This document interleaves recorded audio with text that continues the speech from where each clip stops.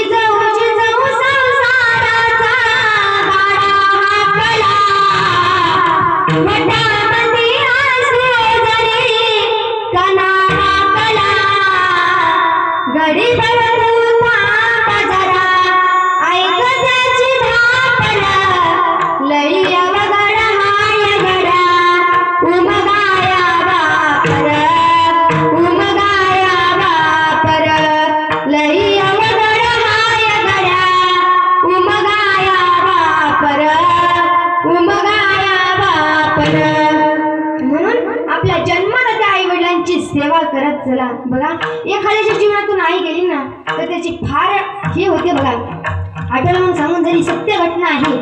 श्याम नावाचा मुलगा होता, त्यांचे कुटुंब होता, आई वडील आणि श्याम राहायचे. ते वारीला गेल्याच्या नंतर रस्ता क्रॉस करत असताना एक समोरून बस आली आणि त्या श्यामच्या आईचा अपघात झाला. श्यामची आई जागीच गतप्राण झाली. त्यावेळेस श्याम ढसाढसा रडू लागला आणि म्हणाला, आई उठ ना आई, मला शाळेत जायचं आई, माझी बॅग भरून द्या आई, मला शाळेत जायचंय, उठणार आई. परंतु महाराज आई ही मेली होती, कस काय उठणार? श्याम ढसाढसा रडू लागला. प्रेत यात्रा स्मशानात गेली. अंत्यविधी झाली. श्याम घरी आल्याच्या नंतर 2-3 दिवसांनी श्यामच्या वडिलांनी विचार केला, आपला मुलगा लहान आहे, आपण दुसरं लग्न केलं पाहिजे. श्यामच्या वडिलांनी दुसरं लग्न केलं आणि सावत्राई ही घरी आली. महाराज सावत्राई ही सावत्रच आई असते. एक वेळेस आता सावत्राई जी होती ती श्यामला फार काम लावायची, भांडे घासायला लावायची, धुणं धुवायला लावायची. श्यामला येत सुद्धा नव्हता तरी सुद्धा श्याम रडत रडत करायचा. एक दिवस काय झालं, श्यामच्या सावत्र आईला तिच्या भावाने एक साडी आणली होती आणि त्या सावत्र आईने श्यामला सांगितलं की श्याम हे घे साडी आणि इस्त्री कर. महाराज श्याम लहान होता. श्याम म्हणाला, आई मला नाही ग येत इस्त्री. त्यावेळेस ती आई म्हणाली, नुसता खातो पितो आणि झोपतो का? महाराज श्यामला इस्त्री करायला लावली. श्याम इस्त्री करत होता. तेवढ्याच श्यामचा एक वर्गातला मुलगा आला आणि म्हणाला, श्याम मला तुझी एबीसीडी ची वही दे. त्यावेळेस श्याम एबीसीडी ची वही देण्याकरिता बाहेर गेला. तेवढ्यात ती साडी जळाली. महाराज श्याम लहान होता, त्याला काहीही कळत नव्हतं. तो जळालेला वास त्या सावत्र आईच्या नाकापर्यंत पोहोचला. ती आली आणि म्हणाली, अरे कारट्या, तुझ्या बापानं तर मला कधी साडी घेऊन दिली नाही. माझ्या भावाने इतकी महागाची साडी आणली होती, तू जाळलीस. वाघ खाली. आता श्यामला वाटलं पाय पडायला लावती की काय. महाराज श्याम खाली वाकला. तेवढ्यात त्या सावत्र आईने ती गरम इस्त्री श्यामच्या पाठीवर ठेवली. श्यामच्या तोंडातून उद्गार वाक्य बाहेर निघू लागले, आई तुझ्या मूर्ती वाणी या जगात मूर्ती नाही. आई तुझ्या मूर्ती वाणी या जगात मूर्ती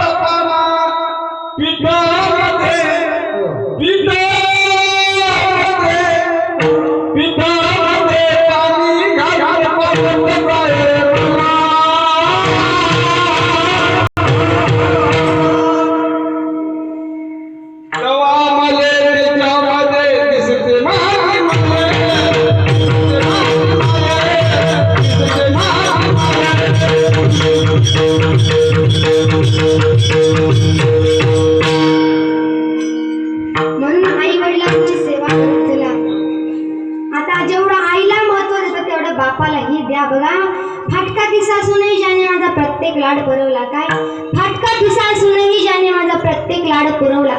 गरज नाही मला कोणत्याच मंदिरात जायची, कारण मी माझ्या बापातच देव पाहिलाय. म्हणून सांगते, आपल्या जन्माला त्या आई वडिलांची सेवा करत चला. ते गेल्याच्या नंतर आपल्याला कोणीही नसतं. म्हणून आपल्या जन्मदात्या आई वडिलांची सेवा करत चला. बघा काय असतो तो भाग. बघा घडलेला एक प्रसंग आहे. चैताली नावाची एक लहान मुलगी होती. तिच्या बाबाने तिला लहानाचं मोठं केलं. काही आजारास्तव तिची आई गतप्राण झाली. चैतालीच्या वडिलांनी तिला लहानाचं मोठं केलं.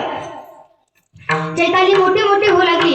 चैतालीला स्वयंपाक येत नव्हता. चैताली जळक्या चुकऱ्या अशा भाकरी करायची. तेव्हा भासत भासत तो जळक्या भाकरी खायचा. आणि आता चैताली मोठी होऊ लागली. चैताली फार हुशार होती महाराज. गावातली लोक म्हणायला लागली आता चैताली खूप मोठी झाली, तिचं लग्न करायला पाहिजे. मग आता चैतालीचं लग्न करण्यासाठी तो बाप पाहुणे पाहू लागला. एक श्रीमंत घराणं आलं. महाराज फार श्रीमंत होते ते लोक, तर सुद्धा त्यांना पैशाची हाव होती. चैतालीचं लग्न झालं. चैतालीचं लग्न झाल्यानंतर बाप गरीब होता महाराज.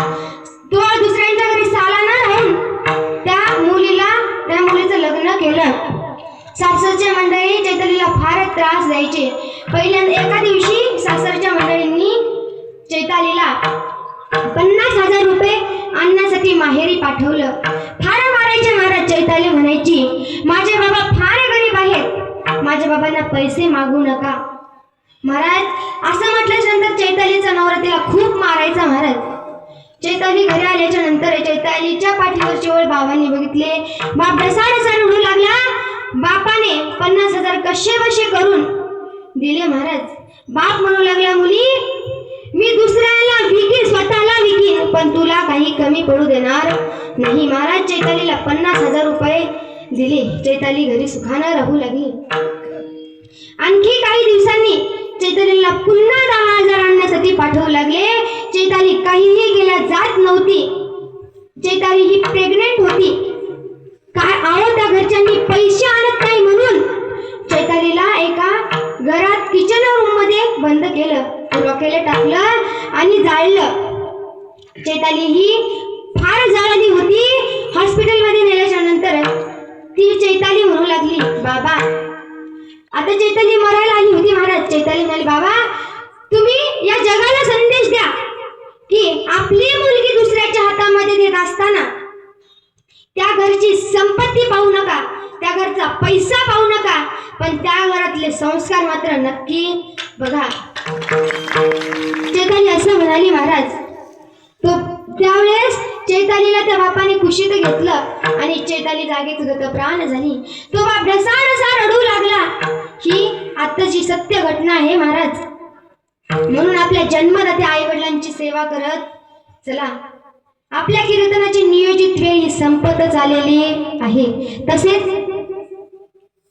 ज्यांच्यामुळे मला इथे येण्याचा योग आला असे समस्त गावकरी मंडळी राळावाडी तालुका हदगाव जिल्हा नांदेड कार्यक्रमाचे संयोजक बिरसा बिग्रेड संघटना राळावाडी हाळेगाव तालुका हदगाव जिल्हा नांदेड.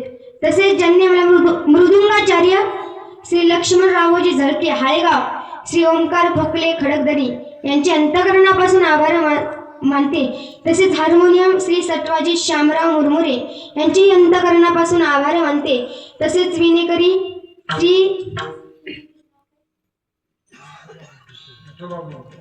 विठोबा मुरमुरे यांची अंतःकरणापासून आभार मानते. तसेच या 2 चिमुकल्या मुली आळंदीहून आलेल्या आहेत वाटतं, यांची अंतःकरणापासून आभार मानते. तसेच ज्यांच्यामुळे मी आज या नारदाच्या गादीवर उभी आहे असे असणारे माझे गुरुवर्य हरिभक्त पारायण मृदुंगाचार्य मृदुंग सम्राट दीपकजी महाराज सुधीर पाटील व समाज प्रबोधनकार कीर्तनकार अनिताताई महाराज सुधीर पाटील माय व बाबांच्या अंतःकरणापासून आभार मानते. तसेच माझे पाहुणे मंडळी काही इथे या ठिकाणी उपस्थित आहेत त्यांचेही अंतःकरणापासून आभार मानते. माझे आई वडील देखील या ठिकाणी उपस्थित आहेत यांचेही अंतःकरणापासून आभार मानते. तसेच गायनाचार्य यांचेही अंतःकरणापासून आभार मानते. तुम्ही सर्व श्रोते मंडळी हालता न लुलता बसलात तुमचेही अंतःकरणापासून आभार मानते. झालेली सेवा माऊलींच्या चरणी आई वडिलांच्या चरणी गुरुवर यांच्या चरणी समर्पित करते आणि सेवेला इथेच पूर्ण विराम. ज्ञानेश्वर